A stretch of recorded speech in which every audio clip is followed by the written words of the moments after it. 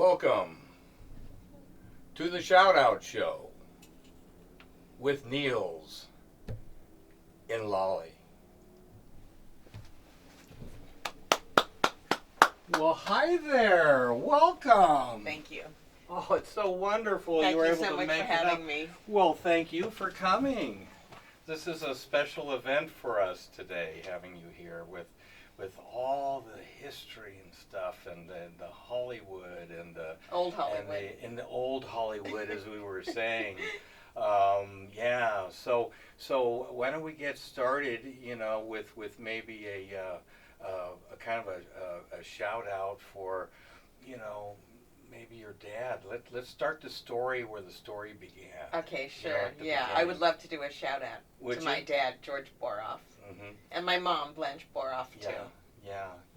Now I understand he's not with us right now. Is your mom still with us? No. Okay, No. they're both together now. Yes. Yes.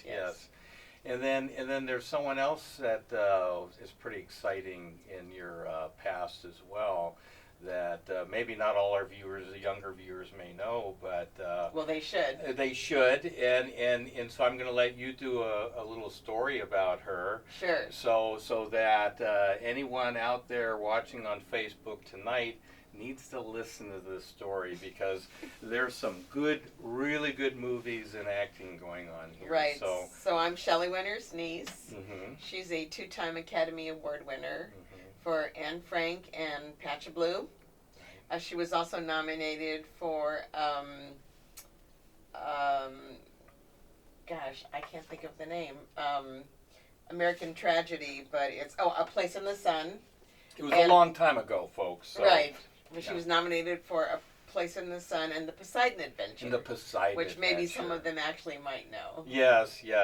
I you know what? I don't think I'll ever forget that movie. Of all the And movies you mentioned. And the swimming. And the swimming. And she did her own, that was her swimming. That was her in the whole movie, right? right? But I mean, no stunt woman for the swimming. Right. And if anyone out there hasn't seen the Poseidon Adventure, you've got to see it, because it is quite the adventure. And what you're saying that didn't she have to gain a lot of weight to do that? I heard stories that she was... well, I mean, for a long time she did have a weight issue, but I think they did require her to gain some extra weight. Gain some weight, and you know how difficult that is to lose. Well, yeah, exactly. Yeah, and so any funny or cute stories about Shelley or? Well, let's see. You know, she was a character. Oh, yeah. She was strong-willed, mm-hmm. And she knew what she wanted, and she always went for it. And I respect her so much for that. And so there was a story, she was doing Streetcar Named Desire by Tennessee Williams at my father's theater, which is the Circle Theater. And she was Blanche Dubois. And the character Blanche Dubois has this incredible monologue. Unfortunately, it happens right before the intermission. So my father was getting ready for the intermission, and at that time he was opening up Coke bottles, which go pop, pop, pop, and she's on stage at the Circle, acting her heart out as Blanche, doing an incredible job. Her co-star was Dennis Weaver, and it was directed by Richard Boone. Anyway, she's acting her heart out, and it's this tremendously emotional monologue, and my father is in the lobby opening up the Coke bottles, and one night she just very calmly continued the monologue, walked off the stage and into the lobby, knocked every single Coke bottle off the counter, didn't miss a beat, did not miss a beat, and went right on back onto stage and finished the monologue. What part of her act? Right. My father never opened the Coke bottles again during the monologue.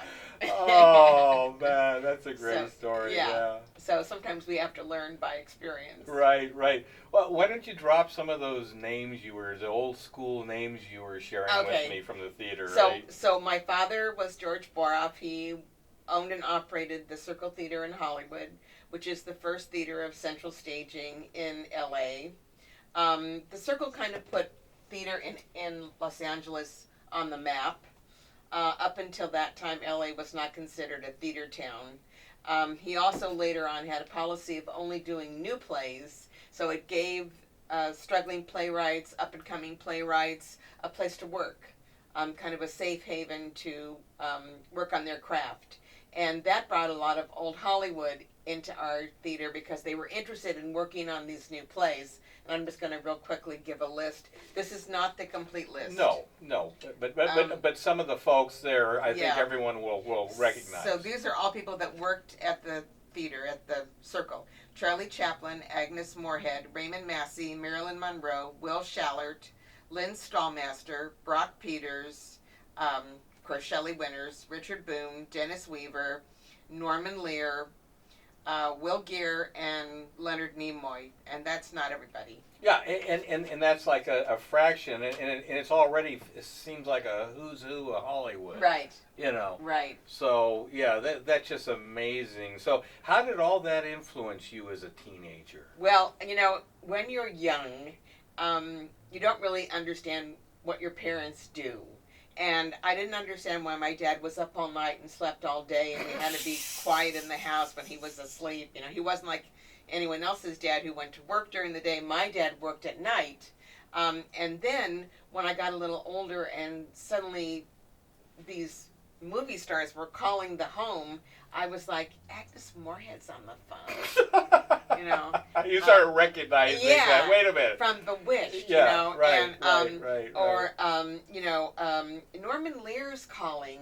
You know, didn't he do All in the Family? And it's like, you know, so I grew up with, you know. A lot of celebrities. And then, of course, when I was with Shelley, and I spent a lot of time with Shelley, I palled around with Al Pacino, Robert De Niro. Oh, get out of here. You palled around with them? Yeah, because... Well, good for you. because they all hung out, you know.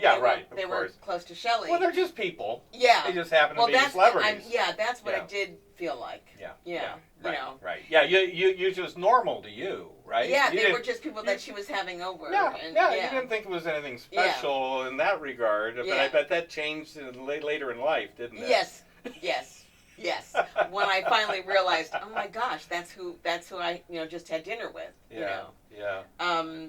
Harry Belafonte was another one. They were very tight, and when I was young, my cousin and I, Shelley's daughter, we played with Harry Belafonte's kids, and fun. Artie Shaw's son. Yeah. Right. Yeah, you were just in that whole mix, weren't right, you? Right. Judy the Garland. mixer. We were talking mixers earlier. Yeah. You lived a mixer. Judy Garland's girls also. Really? It was kind of Yeah. Those were the kids you hung out with growing up. Yes. Well, isn't that special? Yeah. So anyways, so let's kind of roll right into you, because I'm going to do a shout out for you, Ollie, for being here, because this is so special to my heart, because everyone you're talking about, all the movies you've been in, I've seen them all. I know who we're talking about. Thank you. And it's just so exciting. You're like a little piece of Hollywood here at our studios today, folks. Thanks. So and really good stuff. You're the real deal. Thanks. Thank you. But anyway, so let's kind of, unless you have any other stories right now, we're only into this about 5 minutes. Well, actually, I wanted to tell one more, if you don't mind, about about Norman Lear, right? Because it's a great story. So Norman Lear was living in New York, and he decided that he wanted to be a publicist in Los Angeles, and so he moved his family, his wife and his child, to Los Angeles, and put him in a hotel. And he started driving around Los Angeles, and he happened to see some guy sweeping the sidewalk in front of what he thought was a theater. Well, that turned out to be my dad. Oh. And Norman Lear and my dad spoke, and Norman Lear said, I want to become a publicist in Los Angeles. And my dad said, well, I'm sorry, but the Circle already has a publicist, but I can introduce you. Maybe you could work with him, or he could at least help you look for work. And they continued to talk, and my dad really liked Norman Lear. He was, young and energetic. Before he made it. Oh, this is when he was like a kid almost. Yeah, way right? before. Right. And so the circle was the play Major Barbara was on at the circle, and so while they were talking, my dad said to Norman Lear, if you want to stay, I can give you a ticket to the show tonight. And that happened to be Norman Lear's favorite play. So he called his wife and said he wouldn't be home, and he was all excited. He sat down in the circle to watch the show, and he thought, wow, this is a nice little theater, but, no one's going to show. This is just, it's nice, but, it's just a small little theater. Sure. And just before the show started, 3 people walked in, and Norman Lear looks over, and it's Charlie Chaplin. Oh my God! Of course, and he recognized Charlie Chaplin because he already had a reputation. He almost fell out of his chair. I bet. He couldn't believe it. Starstruck. Right. Yeah. And then it turns out that Diana Douglas was in the show. That's Michael Douglas's mother, and he was with Ellen Mowbray, a famous character actor, and Dame Cooper, Dame Gladys Cooper. There was just a bunch of, very Hollywood greats, sitting in the audience and also in the show. Both of Chaplin's sons were also in the show with Strother Martin. Oh, also. Okay. So, wow. It's too bad we didn't have videos of those shows. I know. And stuff. Can you imagine if we had some videos of these shows? So that kind of told Norman Lear that, okay, this is the real deal. It's the real deal, yeah. I struck gold here. Right, the Circle Theater is a hip happening place. Yeah, so tell me the years, just so people can have some idea. Probably the 50s. So that was in the 50s. Yeah. And then when did the theater close or evolve or whatever? Yeah, the was theater it in the closed 60s? in 1968. 1968, Yeah. so almost 1970. So that gives everyone kind of an idea of this is truly old Hollywood that we're talking about. Could have been the late 40s and then into the 50s. Yeah. Right. That started the whole thing. Yeah. Way back then. Yeah. No, it's just so wonderful. I'm glad there's still people like you here to be able to tell these stories. Oh my gosh, yes. Because one day. I know. I know. Anyway, we won't go negative, okay? So unless you have any stories, we have a lot to talk about you.